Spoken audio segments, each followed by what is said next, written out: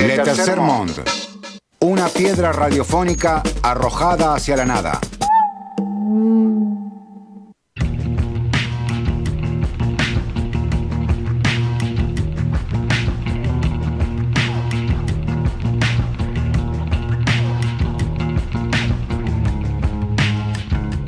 Son las 11:40 y seguimos en Le Tercer Monde Radio, versión dupla. Versión. Me encanta. Le tenemos que poner un nombre a esto. Gemelos Fantásticos. Versión. Las gemelas Olsen. Para mí, esta dupla tiene que tener un nombre al estilo de las bandas indies platenses. Ellos dos conducieron un programa de radio incendiado. Patty. No, muy largo. Y los desafíos. Patty y algo de voz. Patty en una radio con Santiago. Un sábado a la mañana. Que describa. De 11 a 13, hay mucho nombre de por banda Radio que solo se Universidad. encarga de describir una situación. Y es una forma de titular. Es una forma de titular. Bueno, lo vamos a ir pensando. Pero de este programa no nos vamos sin que esta dupla tenga una identidad. Está bien. Un nombre. Me siento presionado. Pero vamos a ir por otro lado ahora, en otras búsquedas, porque nos trajiste una reseña. Una reseña, estaba pensando para esta columna que se llama El fin del mundo. ¿Qué leí últimamente que vaya un poco por ahí? Que conecte. Que conecte. Y me encontré con un libro que se llama Sin Miedo, de Judith Butler, que salió medio en 2019, 2020, y pensé capaz que queda un poco viejo, pero lo releí un poco y lo iba a releer un poco y lo releí un montón porque se lee muy fácil y me parece que tiene muchas cosas cada vez se pone más actual. ¿Viste esos libros que en vez de envejecerse se revitalizan? Se revitalizan. ¿Sabés quién es Judith Butler? Tengo una idea, sí, filósofa. Es filósofa, es de Estados Unidos, nació en 1956, que no es poco igual que sea de... Yo pensé que era yankee. francesa, te voy a confesar. Y porque chupetea mucho ahí de Deleuze y Guattari, de Foucault. Le gusta chupetear de los es franceses. Hija de ellos. Claro. Y tiene apellido francés. O suena. Butler. Suena francés Judith para mí. Butler. Por otro lado, que escriba desde Estados Unidos y sea yankee, también te deja ese gustito cuando lees este libro de que es el norte hablando de América Latina. Ah, ¿está hablando de América Latina? Te lo venden como un libro. Yo lo descargué de internet. Perfecto. Este programa banca la piratería de libros, ya lo dijimos en otro momento. Y son conferencias que fue dando por Latinoamérica. me Algunas gusta. en México, una en Buenos Aires, otra en Chile. Entonces habla un poco del panorama local. O sea, también chupetea como del panorama local para hablar un poco de lo que tiene ganas de hablar. Porque, si no recuerdo mal, no es sencilla de leer ella. Eso, bueno. Es medio filosofía densa. Sus libros más conocidos son El género en disputa, que salió en inglés en 1990, y Cuerpos que importan, que salió en 1993. Llegaron una década después al mercado acá en español, en las traducciones. Más hacia, ¿Una década después? Sí, hacia el 2000. ¿Cómo nos subestiman, o no sé cuál sería la palabra? Sí, un poco nos subestiman con el tema de las traducciones. Tardan, y además las como hacen... que hasta que no la pegan en inglés, no son aptas para traducirse y llegar a un mercado local. Como, bueno, primero que la peguen en su propio idioma. Y después vemos. Y después también eso de para actualizarse hay que leerlo en inglés. Claro. Que hace despegar un poco a la gente. Son libros dificilísimos esos dos. Yo tenía esa idea, por eso me pareció bueno que sean desgrabaciones de conferencias. Sí, no sé si son desgrabaciones o son más los textos que escribió para después hacer Claro. las conferencias. Y además lo que tienen esos dos libros, que se pueden recomendar, pero no es el que estamos recomendando, es que están muy pensados desde la academia. Parecen tesis doctorales, entonces son difíciles de leer, pero también apuntan a un público muy formado, que tiene muchísimas ganas de entender todas esas referencias o de pensarlas y buscarlas, porque tampoco es que nadie las entiende, y que también parece un poco despolitizado. Mira. críticas de Santiago Vela a Judith Butler. O por lo menos como es leído. Está bien. Y acá lo que hacen Sin Miedo es un libro muy de divulgación, que se lee en un rato, que se lee muy rápido, que tira buenas frases todo el tiempo. Y conecta mucho con momentos actuales que estamos viviendo, como por ejemplo la campaña electoral de Rosario se llama Sin Miedo, de una fuerza política. Y todo Todo el tiempo cuando lo lees te hace pensar en la campaña actual y en lo que está pasando, que es lo que me interesaba a mí, como leerlo desde ahí también al libro. Y después que es muy político, al hablar de América Latina y de las cosas que están pasando, es como una respuesta a esas cosas que se les pueden criticar a los primeros libros. Sin Miedo, ¿de qué habla la campaña de Sin Miedo?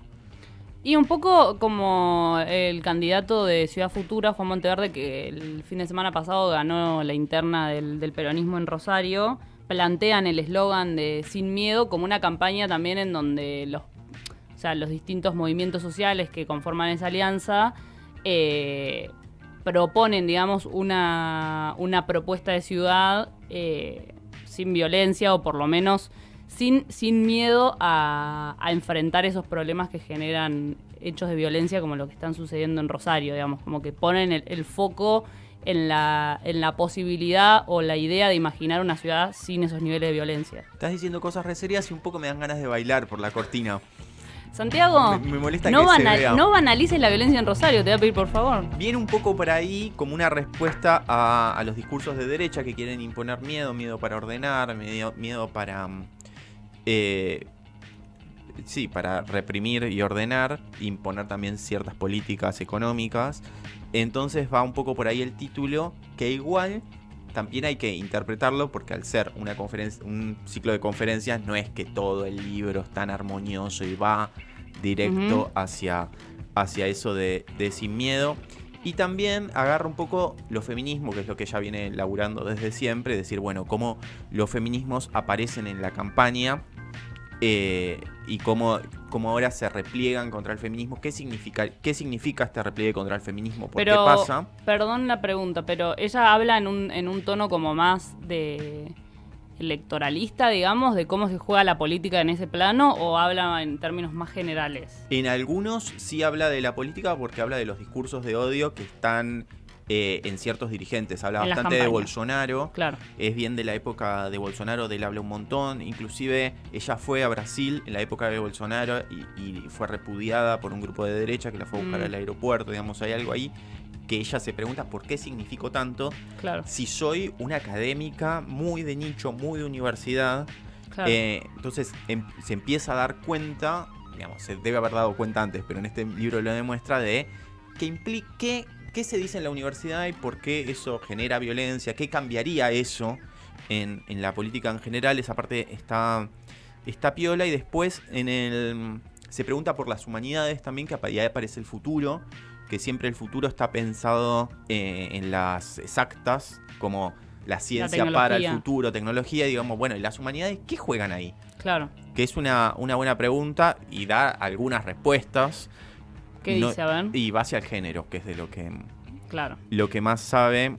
Y dice que hay que cambiar un poco la pregunta, que pueden aportar las humanidades al futuro, más de que juegan. Igual también me hace pensar esto que contabas del episodio de Brasil, de cómo las derechas se apropian de muchas discusiones que antes se daban en el ámbito académico, se apropian obviamente para criticarlas y para hacer su bandera, tipo con mis hijos no, en contra de la ESI y demás, pero como muchas de las discusiones que antes se daban en un ámbito medio cerrado, como puede ser la academia o las universidades, digo, no todas las discusiones que se dan en el ámbito académico se conocen y se discuten afuera de la universidad. En muchos casos, para nada, digamos, como que están medio encapsuladas, pero justo con todas estas temáticas vinculadas al género, sí hubo como una salida, digamos, de esos ámbitos, y se logró discutir en la sociedad civil en su conjunto.